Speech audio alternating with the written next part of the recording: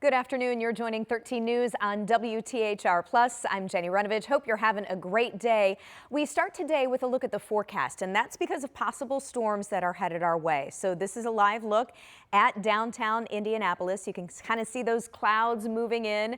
Meteorologist Angela Buckman is here now with a look at the timeline, what we can expect. So far, so good. You know, we had some showers and storms earlier today. Right. We had some yesterday, but the leftover clouds really doing us a favor, keeping the atmosphere a bit more stable right now. So I don't have a lot to show you on live Doppler 13 radar, but keep in mind, we have enough instability in the atmosphere that this really could change as we get additional heating this afternoon into this evening. So just continue to be weather aware that spotty showers and thunderstorms are possible, and any storm that does develop may reach strong to severe limits. This is a close-up view of what we do have on radar right now. A couple of showers starting to move into the Brookville area, and we also have a few spotty showers in and around North Vernon.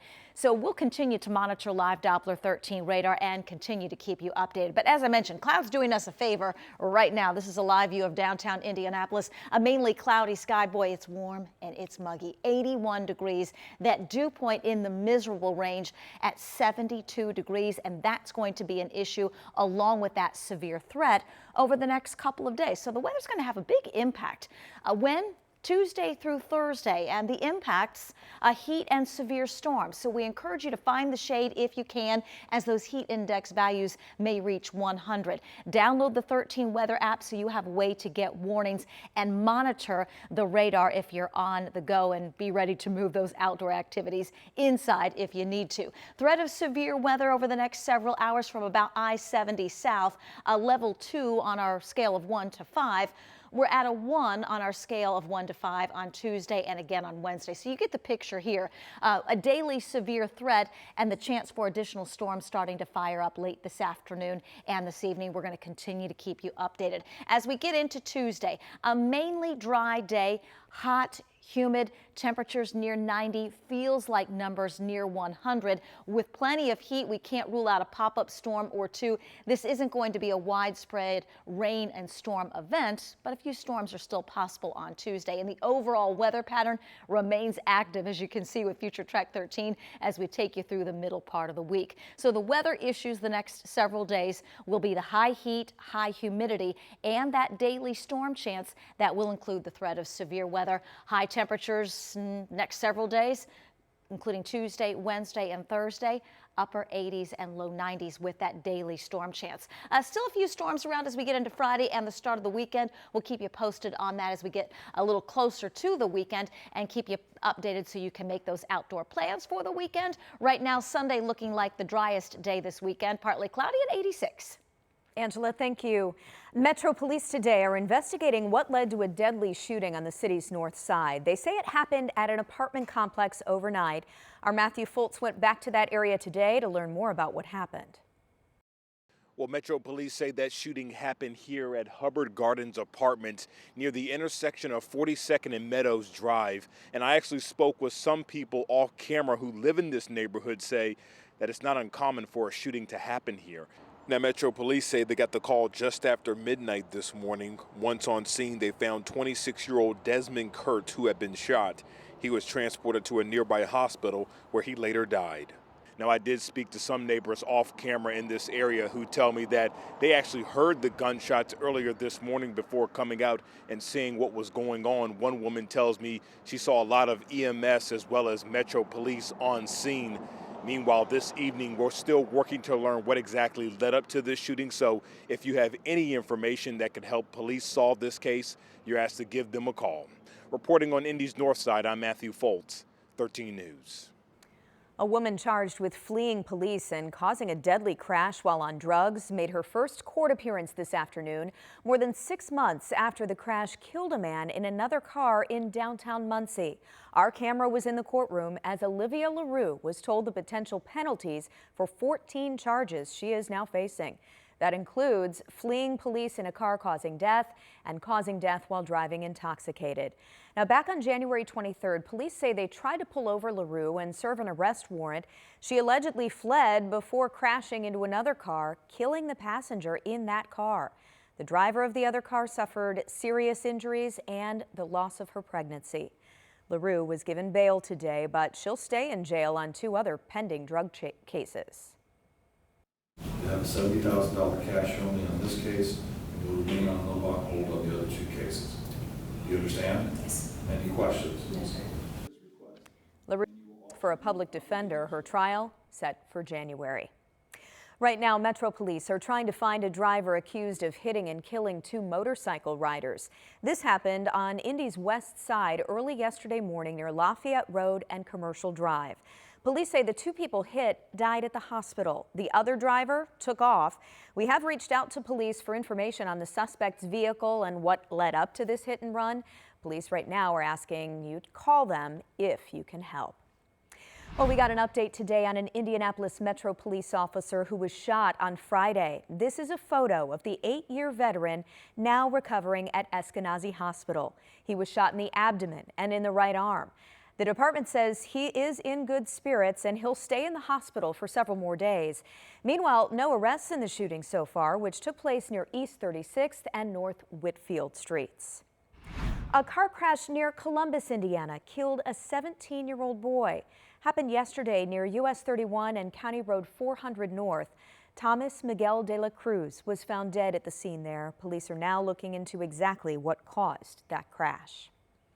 Well, tomorrow morning, the man accused of murdering 2 girls in Delphi returns to court, where the judge will consider a number of issues that are critical to his defense. One of the big requests, Richard Allen's attorneys will argue the entire case against him should be dismissed.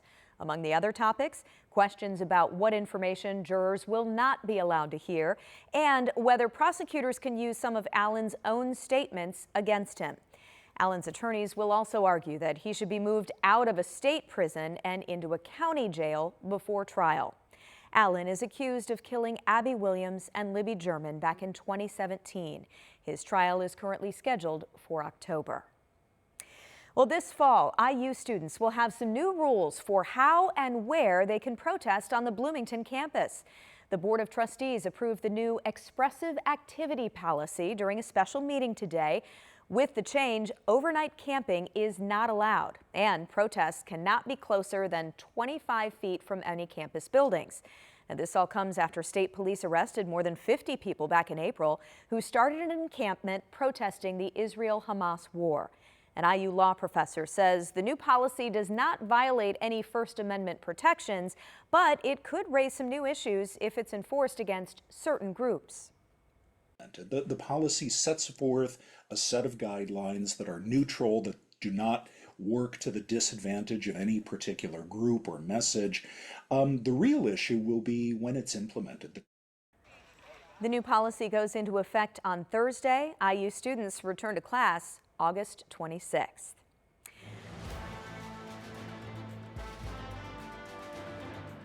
Now to the presidential race, and new polling shows a competitive contest between former President Donald Trump and Vice President Kamala Harris 1 week after she entered the race. Also, Democrats are now seizing on a new line of attack against Mr. Trump and his running mate J.D. Vance. NBC's senior Washington correspondent Hallie Jackson brings us the latest. Under 100 days from Election Day, Democrats and the Harris campaign now deploying a new adjective to blast the Republican ticket. Some of what he and his running mate are saying, well, it's just plain weird. Partly fueled by controversy surrounding Mr. Trump's running mate, J.D. Vance. It's not just a weird style that he brings. It's that this leads to weird policies. Vance continuing to defend 2021 comments referring to some Democrats as childless cat ladies. It's not a criticism of people who don't have children. This is about criticizing the Democratic Party for becoming anti-family. The GOP vice presidential nominee also responding to attacks against his wife, Usha. I love her because she's who she is. Obviously, she's not a white person, and we've been attacked by some white supremacists over that. But I love Usha. All while former President Trump campaigned in Minnesota Saturday, discussing the assassination attempt against him. Maybe I've gotten worse, actually, because I get angry at the incompetence that I witness every single day. Now on defense for what he said Friday about voting. Christians, get out and vote just this time. You won't have to do it anymore. 4 more years, you know what? It'll be fixed. It'll be fine. You won't have to vote anymore. The Harris camp saying the former president is promising the end of our elections if he wins, a concern that echoes what Trump critic and former GOP Congresswoman Liz Cheney told Savannah last year. Do you believe if Donald Trump were elected next year that he would try to stay in office beyond a second term? That he would never leave office? There's no question. You think he would try to stay in power forever? Absolutely. I mean, he's already done it once. The Trump campaign saying the former president was talking about the importance of faith and uniting this country. President Biden is pushing for some major reforms to the U.S. Supreme Court. He's calling for a constitutional amendment stripping the president of immunity for crimes while in office. Biden's also moving to install term limits for justices, as well as a binding code of conduct. The constitutional amendment is a long and complicated process. The other reforms would require congressional approval. Of course, that could be difficult to achieve before his term ends. Some important health news today. The FDA has now approved the first blood test that'll screen for colon cancer. It's called the Shield test, and it works by detecting tumor DNA in blood samples. Results have shown to be 88% effective, detecting stages 1, 2, and 3 of colorectal cancer. Now, the cost of this test has not been announced yet, but it does meet the requirements for Medicare reimbursement. The Shield test is for patients age 45 and up, and important to note, it cannot detect lesions or polyps that might turn into cancer. Well, we are getting a new look at photos just released of a massive wildfire spanning 360,000 acres. This is in Butte County, California. Gosh, tough to see. So that area is larger than the city of Phoenix. The park fire has burned about 560 square miles, again, larger than Phoenix. Butte County residents are now simply exhausted. I'm just very emotionally drained, and I'm grateful that we have our house and that we have a lot of neighbors that still have their house standing. As a faith-based person, you pray a lot. You pray for other people, not just for yourself and what you need. Gosh, you feel for those neighbors. This man, a 42-year-old Northern California man, he's accused of starting the fire. He's expected to make his first court appearance today.